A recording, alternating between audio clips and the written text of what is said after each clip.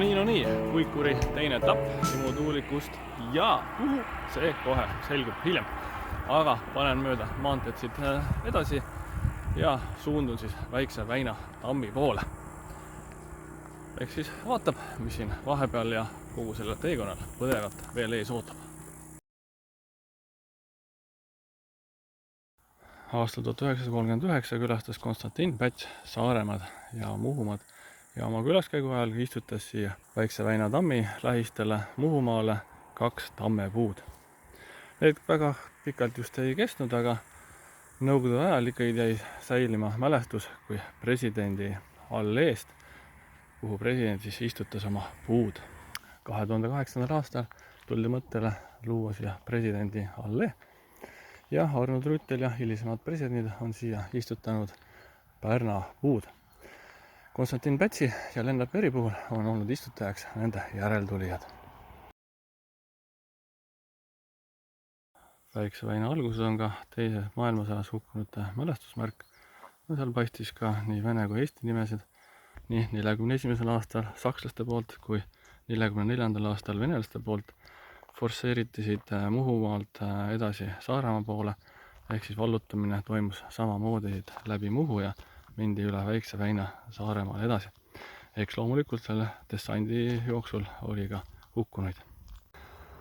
No nii, Tillu Nirele kohe lähenen, aga ohoo, täitsa ilus, kuidas öelda siis, külaplats tehtud, et no see on mänguväljak ja jalgpalliväljak, suur kiik ja taga on ka päevitustoolid. Ja selline siis liiva lausa toodud siia, oma riietuskabiin ja selles Tillu Nires saab siis ujuda ja ilmselt saab võib-olla siit ujuda ka Väiksesse Väina. Loomulikult kevaditi või igal ajal ilmselt on ka kalamehed siin kala püüdmas.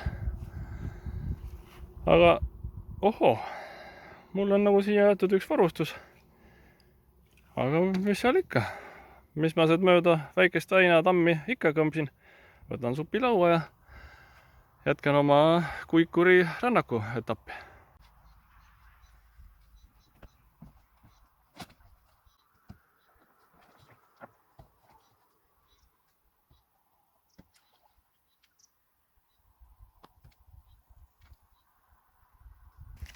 Tillu Nires on päris tugev vool. Järelikult siin ida pool on siis meri madalamal, vähemalt hetkel seisuga. Võite, kas see on ometi küsimus, et kas see Tillu Nirega teinekord nii-öelda vastupidi voolab.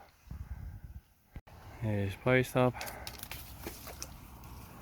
Väike Väin ja taamal paistab ka see Väikse Väina tamm. Väikse Väina tamm ehitati siis 1894 kuni 1896. Ja väga suures osas kasutati siin tammi tööks ka vana Muhu linnuse ja Maasi ordulinnuse kive. Loomulikult on seda tammi aegade jooksul laiendatud ja suurendatud. Tillu Nire on siis minu teada, võib-olla on teises otsas ka, aga minu teada ainuke ühendus siis 2 Väikse Väina osa vahel. See on nüüd omaette teema, kas see nüüd looduse seisukohast on hea, kui suur väin on eraldatud tammiga ja veevahetus on väga väike seal. Väike Väin on oma olemuselt madal väin. Nii, proovime korra sügavust. Nii, õpsi. Noh, ainult nii sügav kuni siiamaani. Ehk siis enamasti on sügavus alla meetri. Mõnes kohas, kas või Orissaare sadama juures on natuke sügavam, ilmselt maksimaalselt võib kuni 3 meetrit olla siin Väikses Väinas. Väikse Väina tammi juures jookseb ka kõrgepingeliin. Selle 3,5 kilomeetri peale oli minu teada 13 posti. See on hea siis lugeda, et ma olen praegu 6. ja 7. posti vahel, nii et omadega poolel teel. Neid kõrgepingeliini on tähistatud häirivate lipikutega, et luiged ja muud linnud nendesse liinidesse ei lendaks ja surma ei saaks. Kohati on see vesi nii madal, et ainult aeru jagu on sügavust. Ja on neid juhtumeid küll, kus sõidad mööda väikse Väina tammi ja vaatad, et ühel pool või teisel pool väikest väina ei ole hoopis merd, vaid on selline kuiv maa hoopis. Et täitsa võimalik, et mingite tuultega võib see sama ala siin olla täitsa veest väljas. Mis tuuled need olla võiksid? No, võib-olla idatuuled, mis viivad Läänemerest vee minema. Supitamine siin Väina peal on selline huvitav kontrast, et ühelt poolt on siin ju metsik loodus, linnud, meri, aga teiselt poolt on pidev automüra tammi poolt kostmas.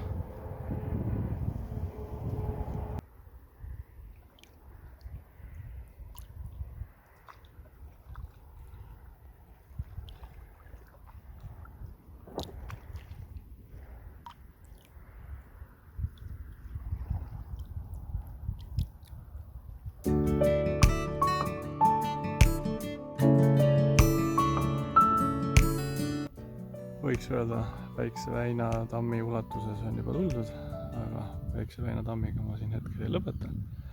Siin see kus puu paistab on kuppelaid ja mina panen veel sinna suunas edasi ja vaatan mõnda head maandumiskohta. Jah, maabumiskohta.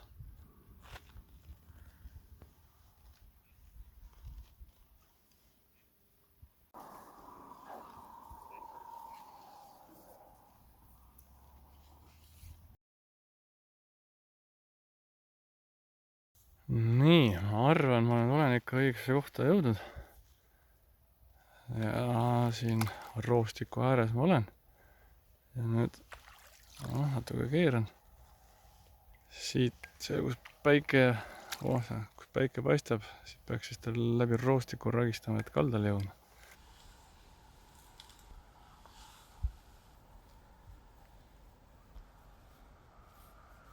Läbi roostiku pole üldse hea tulla.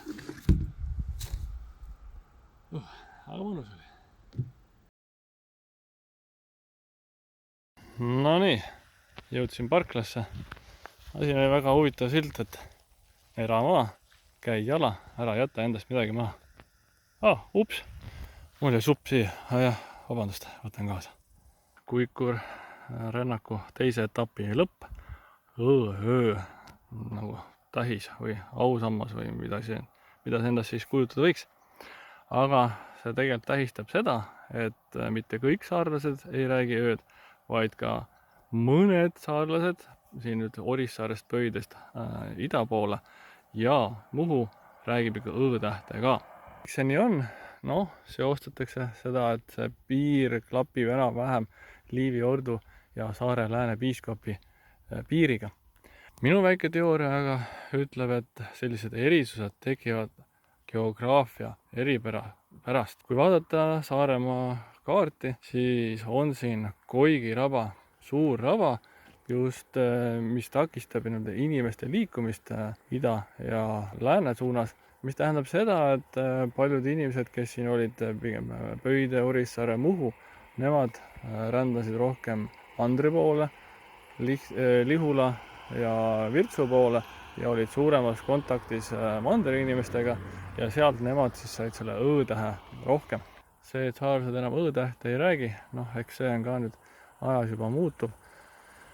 Tänapäeva kiires ja maailmas, kus mandrile jõuad 4 tunniga, vähem kui 4 tunniga autoga sõites või bussiga, siis kommunikatsioon on palju tihedam juba mandriga ja tundub, et see saarlaste öötäht hakkab ära kaduma.